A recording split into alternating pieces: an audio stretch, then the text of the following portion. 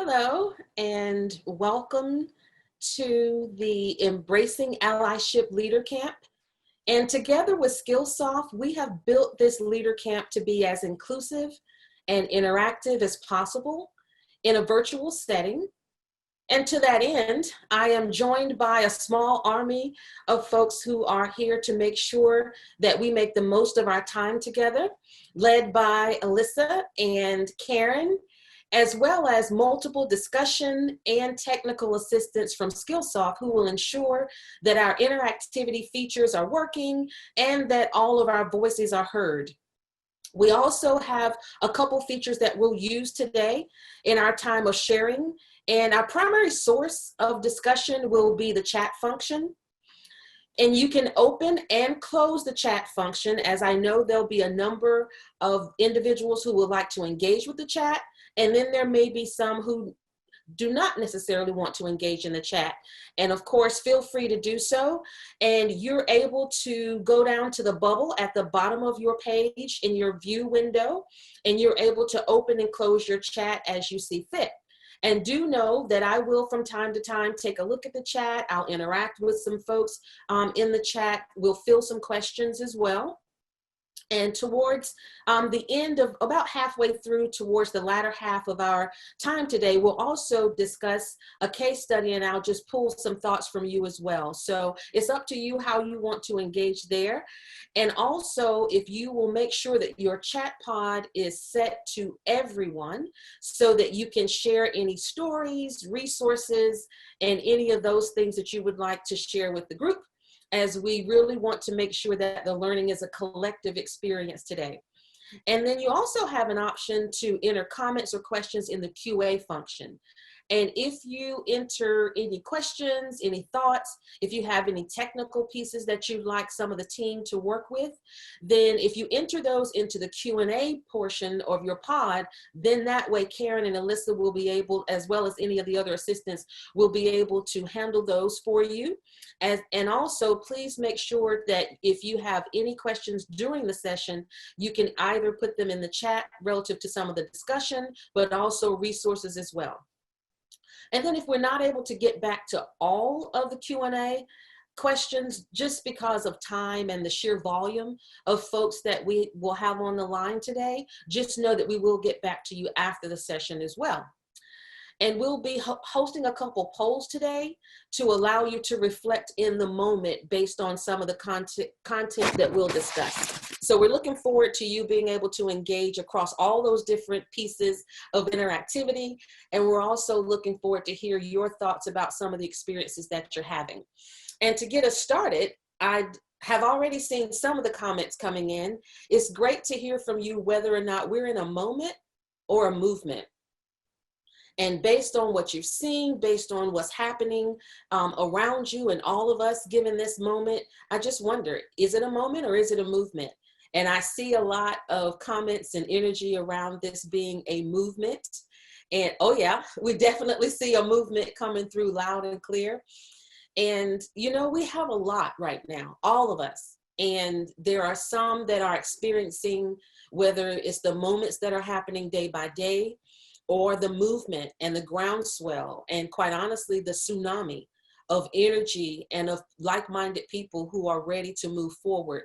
And as we think about even our time today, and we're coming together with the spirit of solidarity and trying to look at how we can move forward to advance diversity, equity, inclusion, and belonging.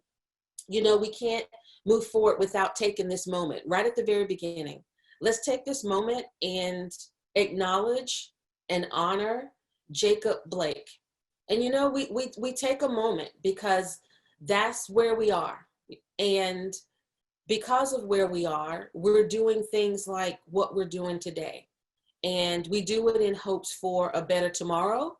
And we also do it so that we're able to take some tangible steps and actions within our respective sphere of influence, so that we're able to, yes, build awareness, but we're also able to take that forward, not but, and we're also able to take that forward to meaningful action, and we're able to increase accountability at the level of our everyday behaviors. whether it be mindsets, whether it be skill sets, or even as some of what we'll do today, we'll do all three, some of the tool sets that are needed for us to move forward in solidarity. So with that, thank you for your comments. We thank you for that moment and that awareness of where we are. And let's get to work. So today we're talking about embracing allyship. And when we talk about allyship, just want to set the tone that this is meant to be an inclusive conversation. We want to model that from the very beginning. So when we talk about allyship, we're not talking about any one aspect of allyship. So that allyship, as we'll see a little bit later, should be framed across the entire spectrum of human difference. And as we think about being an ally, the bottom line is that, we all have an opportunity to be an ally. And we're going to talk about some of those ways. Now, when we think about allyship in general, quick question, quick poll actually, as we begin our time together today. What is the greatest barrier to successful allyship? Is it a lack of trust? Is it fear of doing something wrong, not knowing what to do? What do you think? We have now a little over 3,000 on the line at this moment. What do you think? Wow, looks like not knowing what to do and fear of doing something wrong are leading the way. Okay, so it looks like we're having about 41% of not knowing what to do and a very close second, fear of doing something wrong. And when we think about where we are, when we think about the spirit of having trust, which I saw come through in the chat several times already, not having that lack of trust is also a factor, of course. And when we think about if you don't have a lack of trust and you're not really sure what to do, then of course that leads to, right, a fear of doing something wrong. But at the end of the day, when we talk about some of the things that we'll look at putting into place, whether it's some practical strategies, whether it's a mindset, whether it's looking at where could you look to be an ally, and how to really determine not only being an ally in this moment, but actually having a continuum and a strategy for allyship. So we'll talk about some ways to prepare that will help across all three of these aspects. So thank you for sharing in the poll. Now, to get us started, we'll have an opportunity today to do some microburst activities because we really want to level set, because as we look at these core concepts and we think about some of the different aspects of allyship, we want to broaden our perspectives today. And when we talk about broadening our perspectives, it's not only looking at all the different ways that we could potentially engage as an ally, it's also looking at what are those areas of opportunity, both in our immediate environment, as well as some of the things that are coming as we look to even now. It's hard to imagine, but we're already looking to the latter half of 2020 and how we may begin to plan for 2021. So I'd like to set this is a quick micro burst. All of the videos today will be around 30 seconds or so, or a little less. But just to set the tone here, as we think about allyship, we think about broadening our perspectives. This short clip is a brief window, just a little peek into a board meeting following a shareholder meeting.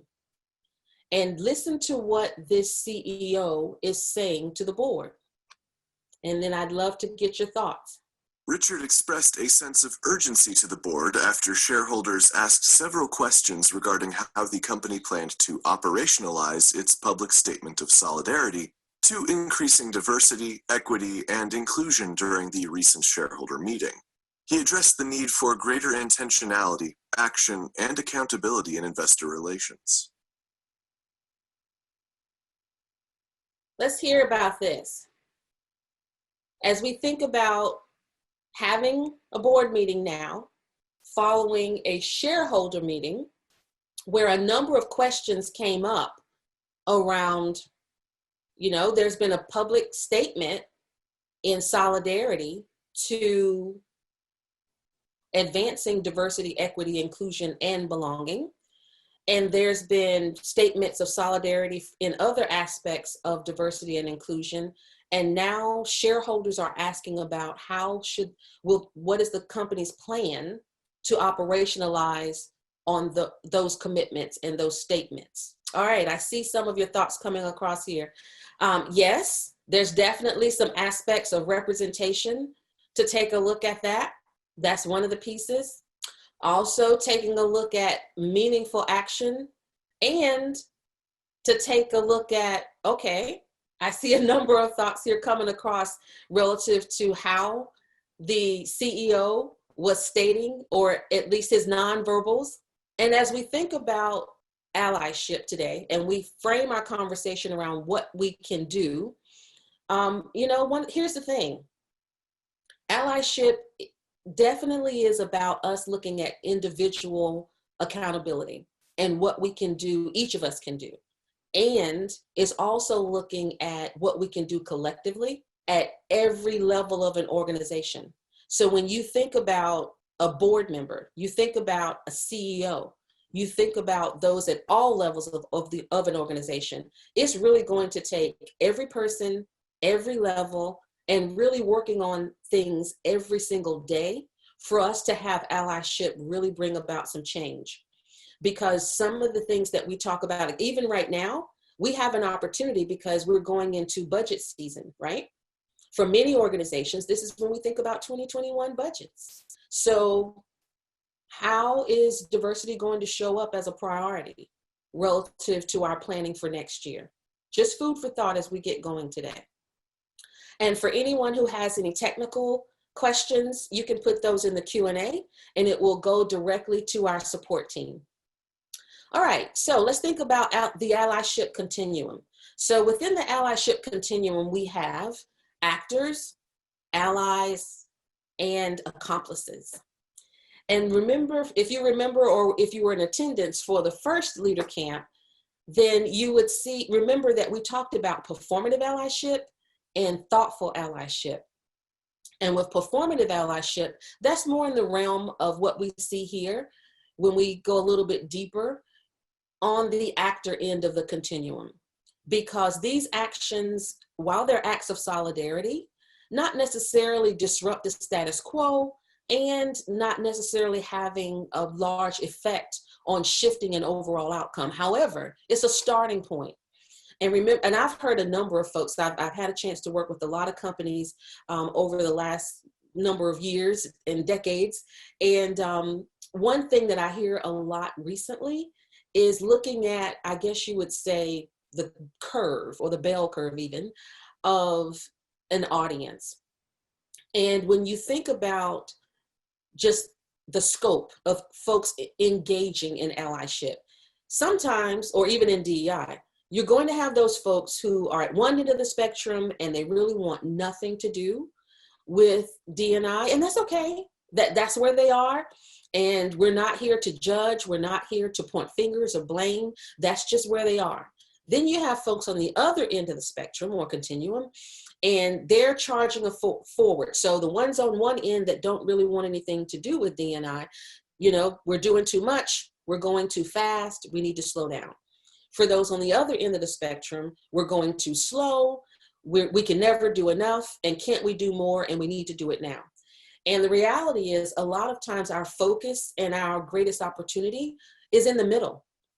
And I've heard this across a lot of companies where they're looking at in the middle, because sometimes it's really hard to have any movement on those two ends of the spectrum.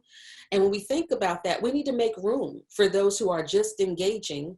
And even though it may be at the actor stage or even at the performative allyship stage, they're just engaging. So speaking up is a big deal, because previously they may not have been engaging. So we always need to make room, and we lead with grace. And then for the ally, it's someone who aligns with and supports marginalized individuals or groups. And again, we'll take a look at that in a minute, but that's across the full spectrum of human diversity. And the accomplice, I think there's a bit of humor there. The accomplice, they challenge systemic and institutional power asymmetries, as well as impacting policy and structure. So again, we want to make sure that we're talking about this on a systemic level. We're talking about this relative to policy, practices, power dynamics or asymmetries, and we're talking about individual behaviors. And you have an opportunity in for those of you who are working from the PDF, because I know some folks like to write and capture your things on a hard copy. You have that to download if you haven't already. I think it's available in the chat as well, and you can capture some thoughts about where you feel you are on the allyship continuum as well. And then as far as when we talk about diversity, because right now, because of where we are, there's a lot of interest in that for many good reasons around race and for many right reasons. And so there are times when we talk about race, and that is the full topic of the day. And there's a number of trainings, programs, initiatives, all kinds of things around race happening. The thing is, though, I still bring up the point that I can talk about, and I've done it, I can talk about women's issues for 2 to 3 days straight in an intensive program for women. Not any pushback. But if I talk about race and only race, sometimes for 45 minutes to an hour, there's tons of pushback that it needed to be more broad. So that in and of itself is something that we need to take a look at. There is a time and a place where we focus on all of these dimensions, and we have a very broad lens, absolutely. And there is absolutely nothing wrong with taking any aspect of what you see here around the 4 layers of diversity and then narrowing down and having a myopic view of one of them, because that's a place where we need to have some impact. So when we think about that, I ask you as well, especially right now, because we do have companies that want to talk about race. They want to talk about systemic racism. They want to talk about power and privilege. And these are uncomfortable conversations. And there's no way to make those conversations comfortable. The only level of comfort that we can offer is to really talk about how do we become comfortable with being uncomfortable. So when we think about those kinds of things, I just want to highlight that we're not in a bubble. And we really think about when we have an opportunity, rather, to invite perspectives across all 4 of these layers of diversity. Now, so when we think about having that broad frame, we know that we can look across the full spectrum of human diversity. And there are times where we're going to take a really laser focus on certain aspects of diversity, depending on need, depending on interests, and quite honestly, because we have an opportunity there. One place that we can look at across our organization is the employee life cycle. And I've been doing a lot of work with organizations, with some boards, with some executive teams around this piece, because whether we're an individual contributor, whether we're a leader, or whether we're looking at things from an organizational or systemic, structural, institutional, you name it, if we're looking at it from that broader lens, we're able to look at what are the points of intersection where we can demonstrate allyship. And again, we can go back to that continuum and say, you know what, I may not be ready to really go in and dismantle systemic bias in my organization. Okay, but you might be ready to be sitting across from someone in a meeting and they're repeatedly interrupted, or they share an idea and it kind of falls flat, but then someone else later in the meeting shares the same idea and is held as brilliant thinking. Then you may be able to speak up and just say, you know, Sharon mentioned that earlier, and I think, you know, I really like that idea. So Sharon, would you care to elaborate? So that, yes, I see it in the chat. I see big LOLs. That happens all the time. It absolutely does. And that's what I mean about whether it's, you say actor or ally or accomplice, sure. There are varying degrees of how we can engage. But remember, we're leading with grace. So we give people the space to interact where they are. We need everyone, all hands on deck in the work. So we have to make room for people where they are. And quite honestly, if you've been doing it forever, you know, you've read all the books, you've given all the talks, and you know, you really do this in your sleep, that's great. We would love to hear and learn from you, and we still have to make room for people to make mistakes, because we all do. And we have to make room for people to engage without feeling that they're going to be attacked. And there's a space for that on both sides of the equation, absolutely. All right, so as an individual contributor, what are the points of intersection? As a leader, when we think about this employee life cycle, now you have the opportunity to impact how others experience each of these various phases. And then systemically, even right now, we're going into the performance management cycle, right? Depending on your organization, you may be, have already gathered performance feedback or gathering, and you have conversations later or even after the new year. The point is, these things are happening every single day in our organization. We're always at some phase of the employee life cycle. So that's why I feel this is a great place to dig in, dive in, and say, where are the points of intersection? And when we think about that, we can actually take it one step further, because we think, okay, I'll look at the employee life cycle. I am a leader, or I am an individual contributor, and here's where I think I'd like to engage. Great. So let's talk about the how. That's some of the what. Let's talk about the how. Where to start? First is with simply look and listen. Then reflect and discuss, and support and amplify. Simple steps. Or it sounds simple, but simply said is not always simply done, right? So here's the thing. When we look at these individual steps and we think about how do we apply this to really thoughtful allyship, very quick tips here. Just a starting point. This is not to be all inclusive. This is just to get going, because I'm sure there are much better, deeper, richer conversation and thoughts on the line, and that's great. This is just the starting point for all of us. And when we or for our time together, when we think about looking and listening as an ally, what experiences, perspectives, voices are missing around the table? Simple starting point. The point is, are we even looking? Do we even consider that we sit around the table oftentimes? And now, of course, we may be sitting at home and our table is virtual, but either way, do we even look to determine what voices would add value that are not here, or perspectives?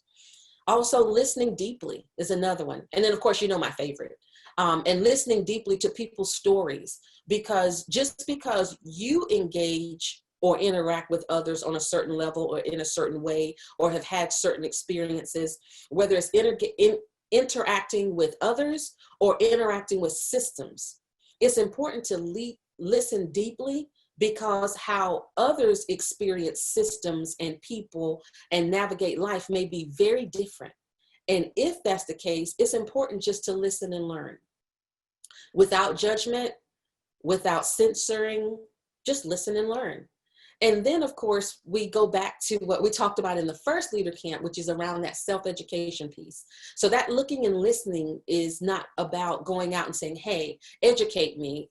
It starts with self-education, but it does include listening and learning. And we can also consult what I call everyone's favorite uncle, Uncle Google. And, I have a great example here where someone reached out to me now maybe about a month ago. And there's been a couple of questions, some questions around, asking Black women about their hair, or this one in particular had read a piece that I wrote around some microaggressions, and they were asking about calling people girl and girl at work. I didn't know I call people girl all the time. And you know what? Oh yeah, I see it in the chat. Can I touch it? LOL. And the answer is no. So here's the thing. So those are some things where we could just reach out to Uncle Google. He'll tell you. If you want to ask someone about their hair, if you want to, call someone girl or anything that's not their name, just ask Uncle Google. And I guarantee you, he'll probably lead you in the right direction. And so I see the rally cry in the chat. Absolutely. And then reflect and discuss. Where am I on this ally continuum? Hey, this is not about judgment. This is not about saying everyone needs to be an accomplice. There are some people who will never be an accomplice. There are some people who never should be an accomplice, because when in the act of disrupting, there's a way to disrupt. There's one that leads to progress.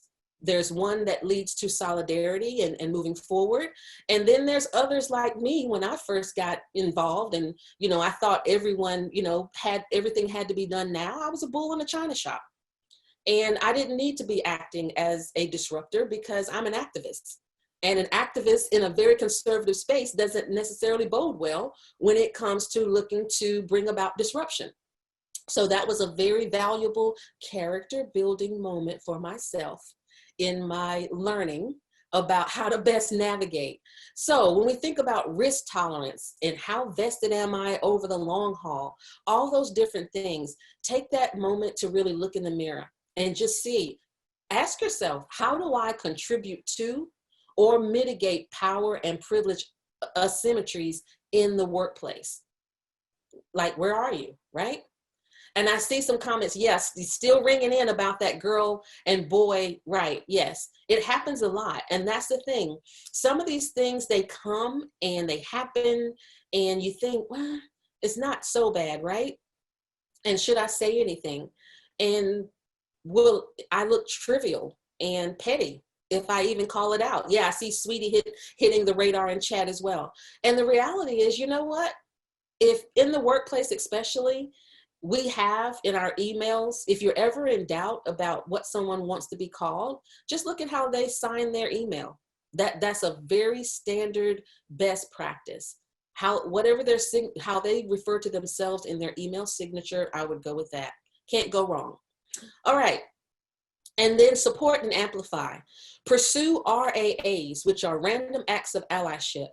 And here's the thing, you can be in a meeting, you can be having a conversation, especially now in our virtual world. There's all kinds of points of engagement throughout the day where we could decide that we'd like to act as an ally. The thing is, though, while we decide that we would like to engage as an ally, the term ally and being deemed an ally really has to come from someone within a marginalized group, because only they can say whether the actions are beneficial and in line with amplifying a marginalized voice, because there are some things that kind of take over.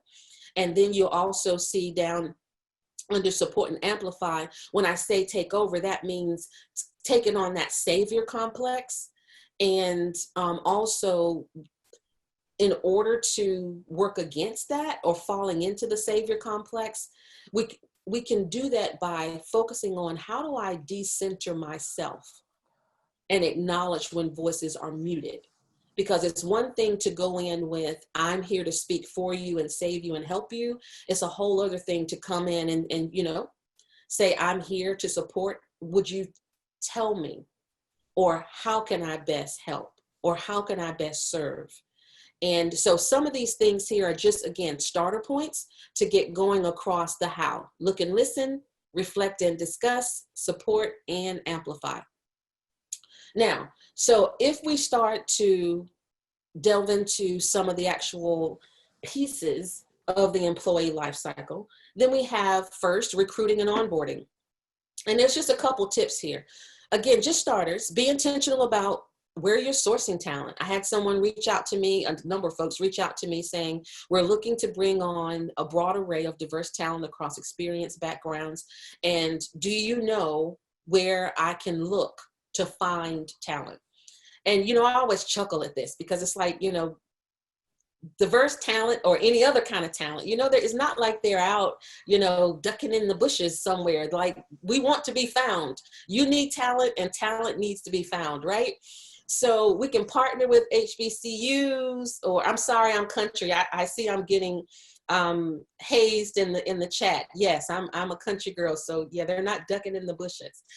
And so whether it be HBCUs, veteran organizations, other associations, there are a whole host of folks. And this is another place to have a nice conversation with Uncle Google as well. There's a number of resources. There are businesses and organizations that's all they do is look at how to connect diverse talent with the right opportunity. And as we think about the recruiting and onboarding piece, I also like to call out in onboarding, sometimes even after bringing in diverse talent and looking at how to open up an inclusive environment, that onboarding piece is critical, because you may sometimes have individuals who are opening a channel for bringing in different representation, diversity, those kinds of things. They may be focusing on veterans, they may be focusing on people with disabilities. If that culture, though, has not been made to become aware of the need for inclusion and specific behaviors, sure, we can have an Auntie Google. I see that, absolutely. We will have an Auntie Google as well. So when we think about that inclusive culture and that experience of onboarding, that's a great point to walk the talk early on. And there are others that are doing it even before. They're having ERGs go out to university campuses. They're meeting with potential hires. They're working at different associations and conferences and things like that. Of course, pre-COVID, we have different ways of doing that now. And we can also absolutely look at ways where we bring this integration to the earliest point of engaging applicants. So again, if you take a look at your PDF, for those of you who are writing, then you may want to just jot down within your company. It doesn't have to be very, I guess, elaborate at this point, but if something comes to mind relative to how you may want to look at sourcing, or how you may want to even do an audit of your onboarding process, just jot that down in your PDF, or even make a mental note, because that's definitely a key point of intersection. All right, and thanks for the comments. Absolutely, we will have Uncle Google, Auntie Google, non-binary Google, and any other Google that we need to make sure that it's used as a resource when we're looking to grow. Absolutely, love it. All right, professional development. When we think about prioritizing sponsorship, in addition to mentorship for career growth, even though this point has been made in a number of ways, we still see sponsorship not necessarily hitting the radar like it should, because we have tons of programs relative to mentoring, and we have associations that help external and internal organizations with mentoring programs, and they have done great work and are doing great work, and there's still room to really take on sponsorship at a higher and much deeper level, so that we're able to have individuals connected with those who can actually open doors for opportunity. Then also equipping managers to recognize and challenge bias and stereotypes. And many managers remember when we talked about, for those that were at the first Leadercamp, we talked about the care and commitment continuum. So you have managers that care about these issues and may not necessarily know how to really challenge bias and stereotypes because they don't necessarily see them. And so that's why some of what we're doing today, some of the great work that's happening in your organizations, that's where we can help managers recognize and challenge the bias and stereotypes that may be creeping in relative to professional development. And then also ensuring that diversity is in the decision-making process and every step of the decision-making process. And that includes work allocation, talent management, leadership development across the board. All right, so let's take a look at an example. And you do have an opportunity in your PDF to take some notes on this, or to even capture a place that you would like to focus within your organization. So let's talk about Maya. Maya interviewed for an internal promotion 2 weeks ago. Hasn't heard anything back. So she reached out to her HR director or manager, her manager or leader, and the person who interviewed her. And this is what happened. Remember, this is a microburst. It's not meant to give the full Paul Harvey here or the entire story. This is just a little peek into what happens or may happen within organizations. Maya's HR manager mistakenly hit reply all in response to Maya's inquiry about an interview she had 2 weeks ago. The HR manager said Maya was not a good fit for the role and thanked the interviewers for conducting a courtesy interview. Oh boy. Inquiring minds want to know. So, HR manager thought they were replying. Oh my gosh, you guys are cracking me up in the chat. So the HR manager thought that they were replying to the other members on the email chain, but they hit reply all. So let's talk about this. A couple things. Yeah, that is a whopper, right? So then when we think about Maya, let's think about this experience. How can we go deeper on this when we look at the frame of the employee life cycle? So what stood, okay, I see it already. What stood out to you about, I see courtesy interview. That's one of my favorite parts of this microburst scenario. Let's talk about that courtesy interview and what that means. I even see the well is poisoned, right? So that courtesy interview, here's the thing. Oh yeah, I see the other piece, not a good fit. So let's stick with, we'll start there. Not a good fit, what does that mean? What does not a good fit mean? Nothing. Yeah, I see a lot of nothing in the comment, right? I see bias in the comment, generic, vague, right? So here's the thing, not always. This is not a sweeping generalization that is always the case. However, there are times that not a good fit is code language around bias, right? And that's one of those things where if you're hearing not a good fit and it's not supported by specific observed behavior tied to consistent trends in performance versus isolated incidences, there's some room to go deeper. So that's one piece, not a good fit. The other piece, which is already coming here in the chat, is that courtesy interview. So here's the thing. Courtesy interview can be taken a couple of ways. One is that this is someone who pretty much everyone has already decided that this is going to be the person. And so the courtesy part of that courtesy interview means, yeah, I am really going to talk to you just to make sure that I've done this as a part of the process, but we pretty much have made our decision and it's just a courtesy. So that's when it's more on the positive end, but that's not always the case. And especially when we're talking about acting as an ally, there's this unspoken, right? We talked about unspoken norms and unspoken, unwritten rules before. When that happens, sometimes it is because, remember, we agreed to lead with grace. If there's something that you hear that's a little different or unsettling, just lean in with curiosity and let's just talk about it. Sometimes that courtesy interview is based deeply in bias. And sometimes it's even done when there's a position that has been already slated for an individual. And here's the hard part. They simply need to have a diverse individual or someone that they've deemed diverse in the slate. Yeah, I see a big capital letter truth coming out. Yeah.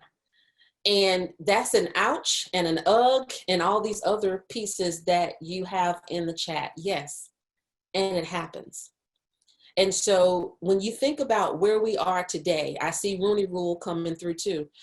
When we think about where we are today, these are the kinds of conversations that we have to have. We need to talk about the fact that if Maya was put into the candidate pool simply because of who she is, and there was a backdoor conversation that she was never a real viable candidate for the role, Let's talk about that. And here's the thing. Who can serve as the ally in this situation? The manager, I see that coming through the chat. Yes. The hiring manager even. The recruiter.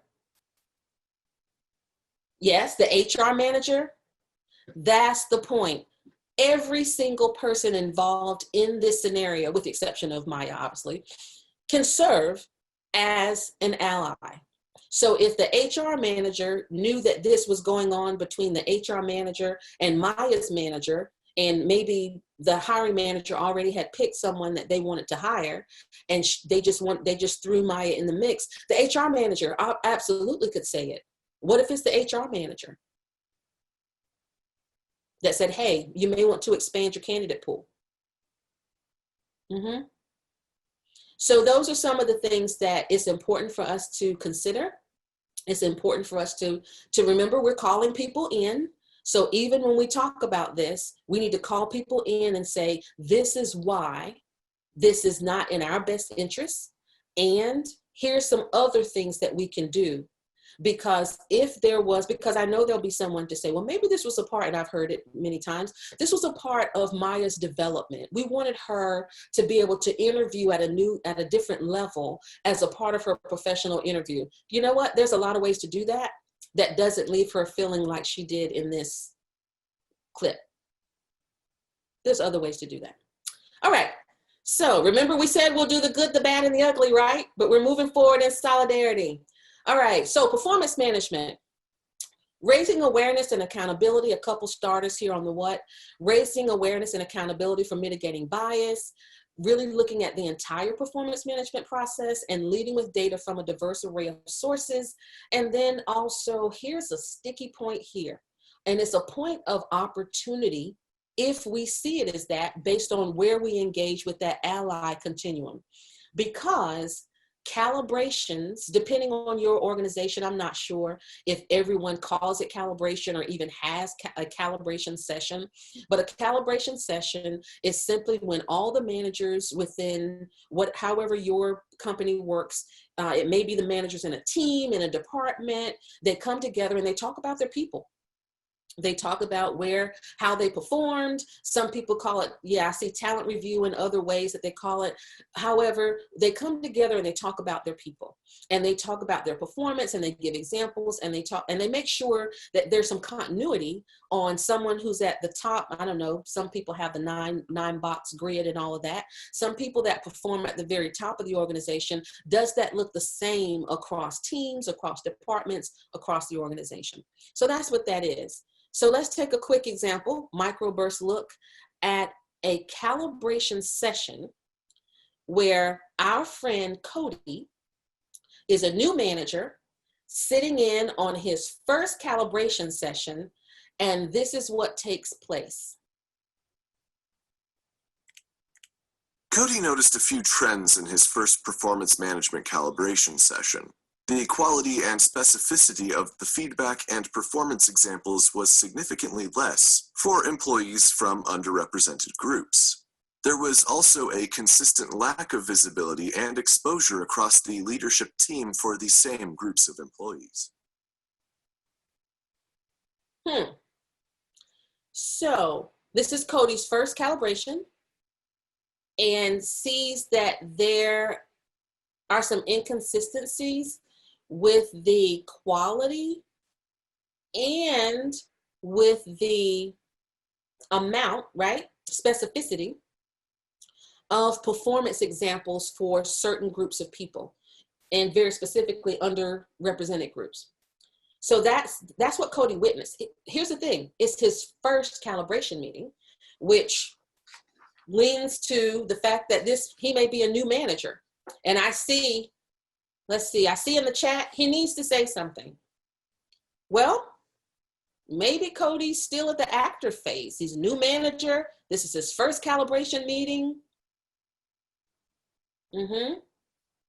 Yeah, he's new. I see ask some questions. I see acknowledge. He needs some allies. Yes. Sometimes in order to be an ally, we need allies, right? Cody is a fresh set of eyes. Absolutely. He's a fresh set of eyes in one regard, and depending on that team, he may be fresh meat. So we also want to make sure that we set ourselves and others up for success, because that's what I mean about making room for everyone in the work. Because listen, there are environments where speaking up is risky, and there are environments where speaking up could be a career limiting move. So that's why we really want to remove all judgment from this process and lean in with grace, because we need to look at things in its entirety, even when there's an opportunity for allyship. And that's why we have that continuum. So there may be a time to speak up right in that moment. It may be more appropriate to gather some allies and have the conversation after the meeting. There's a whole host of ways to do it. It's just a matter of deciding where you would like to engage. Remember those questions from the previous slide, where you would like to get engaged, what your risk tolerance is, and how you see yourself working through that scenario. All right. Now, succession planning, here's one where, you would think is pretty intuitive, to actually build a robust pipeline of diverse talent. Also looking at a dedicated talent management opportunities across diverse populations, depending on what's happening within your organization. And then also setting some goals and being brave, creating a brave space. Communicate what these are and why, how it benefits business imperatives, how it is the right thing to do, and how it sets up an organization to be future ready and creates a competitive advantage. All of those things, and honestly, even brings about greater innovation. So when we think about succession planning, whether you're, at the stage that you want to look across, taking a look, listening a little bit more, whether you're ready to support and amplify, let's take a look at a quick example around succession planning. All right. This is Amara.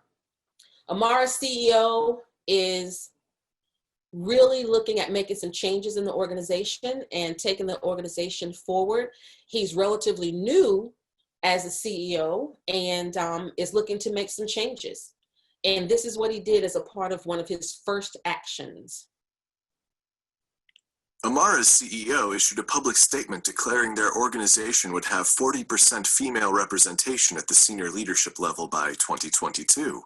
Amara is concerned because their talent pipeline and the small number of projected vacancies over the next 2 years do not align with this aspirational goal. In addition, there is a clear disparity for women of color. So let's think about this. I see it. Yes, Robin started to kick this off. Sourcing, training, outreach. And then, 40%. Here's the thing. When you think about what Amara shared, yes, exactly, Nicole. Where did the 40% come from, right? So let's just say for that organization, right? Because remember that continuum, there's some that say that number should be higher, or some that'll say it should be lower, depending on where you are relative to your perspective with DEI.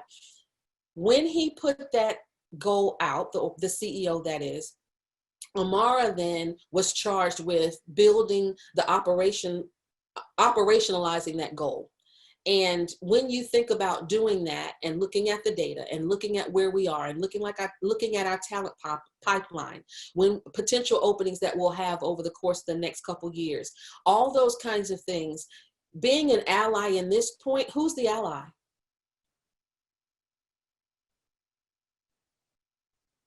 Who's the ally in this scenario? The CEO, the hiring managers, CEO. Right. So here's the thing. Even in being an ally, which is why this example is in here, there's a point for us to look at being thoughtful and intentional about even our activity for progress. Because what happens if we put that 40% out, and maybe 40% is the right number for this organization? We don't know. We just have a snippet today. Maybe 40% is the right number within this time frame for this organization. What if we don't hit that goal? What happens? Yeah, absolutely. We keep trying and nothing usually. We keep recruiting.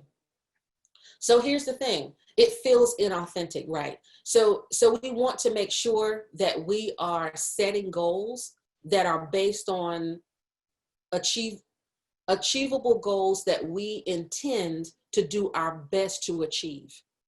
And relying on aspiration and aspirational goals, sure, some of that we can't avoid because we don't have a crystal ball. And we can be intentional based on the data, whether it be quantitative and qualitative data, to make sure that when we say we're going to do something and we put something out there publicly, that we are really trying to honor that with our best intentions.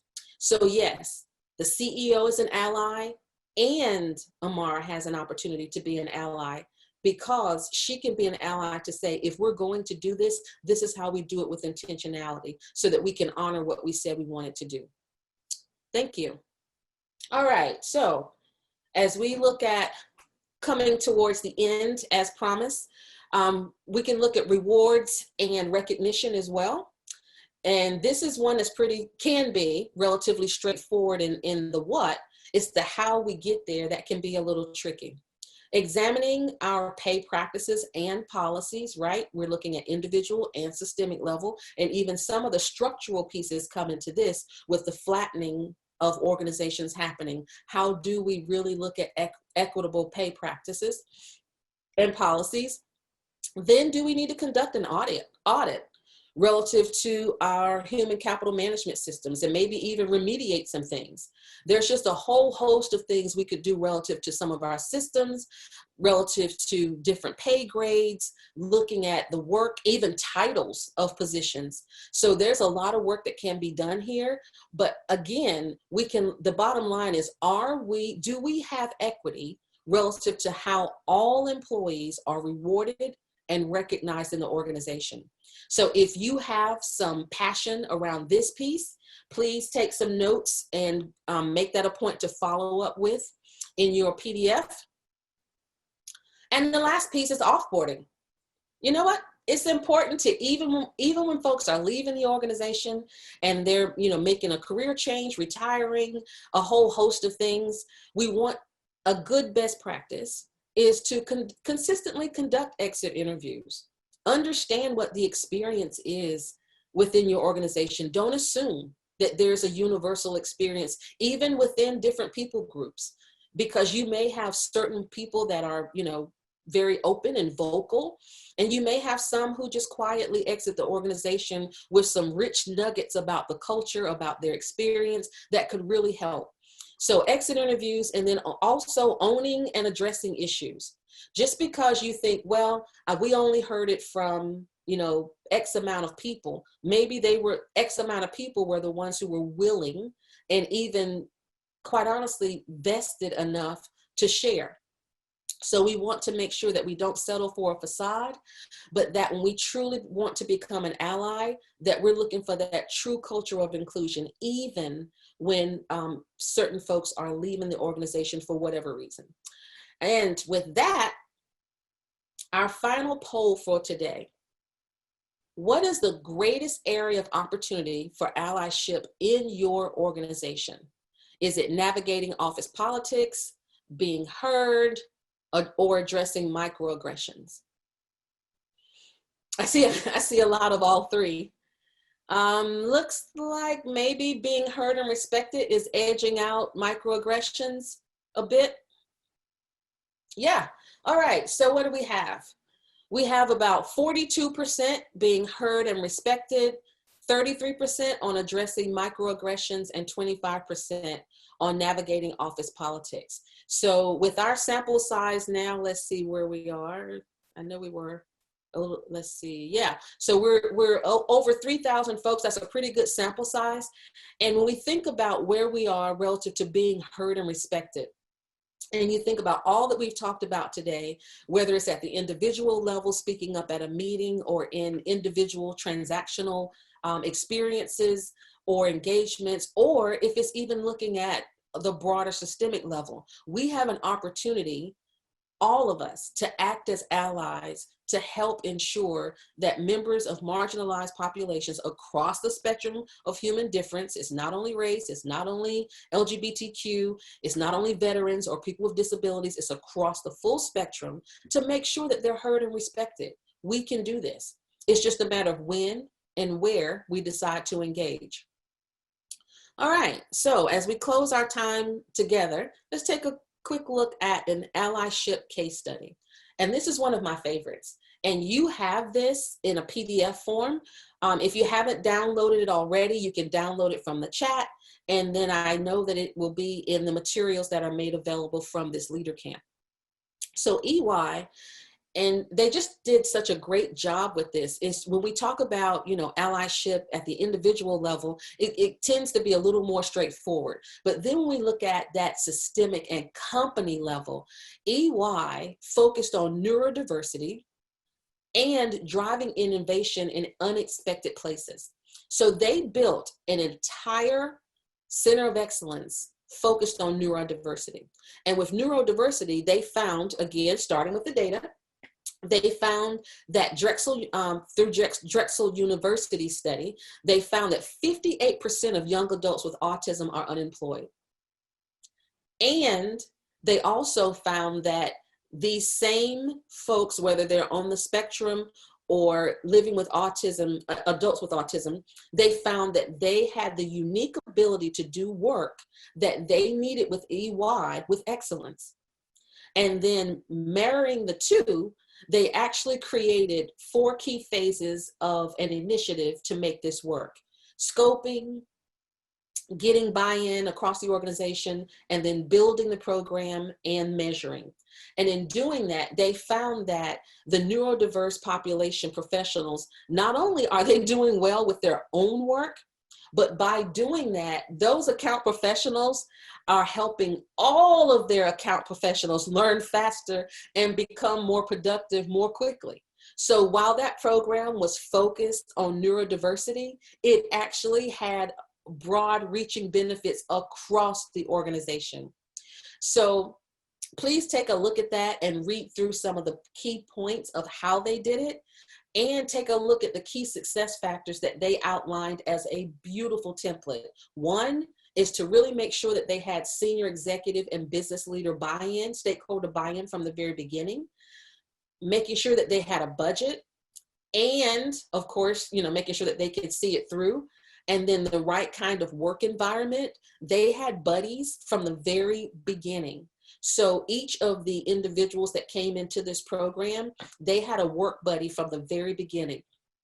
And they went into it with a long-term process. It wasn't about, this is a program, this is an initiative, let's do this, have a rally cry, and then it just kind of falls by the wayside over time. No, they went in with a long-term mindset. And remember when we talked about performative allyship and we talked about thoughtful allyship, that's one of the key pieces. Go into it from a long-term perspective.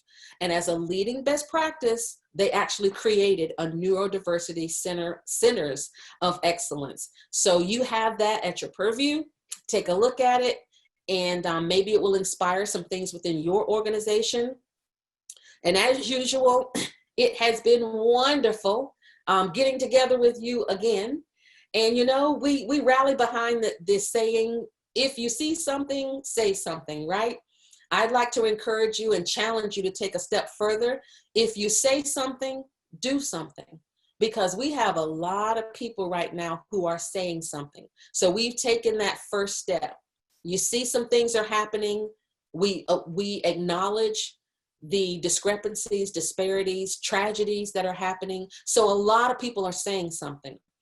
And I'm admonishing all of us to take that step as allies, to push those that are so many millions of folks that are saying something to actually do something. All right. And curiosities and musings, as always, we'll stay on the line and keep it open for a while. So if you want to continue to put questions, comments, reflections, musings, and curiosities in the chat, please do. And if you want to stay in contact, here's my contact information. I'd love to hear what you're doing, how you take some of the information and leverage it across your organization, and how we actually, you know, even some of your conversations with uncle, auntie, non-binary Google, or friend Google, partner Google. And yeah, thank you so much. And we will continue the conversation. We also want to make sure that we get your feedback. So please make sure to complete the evaluation and download all of the materials. And we look forward to hearing more about how you use the content. Thank you.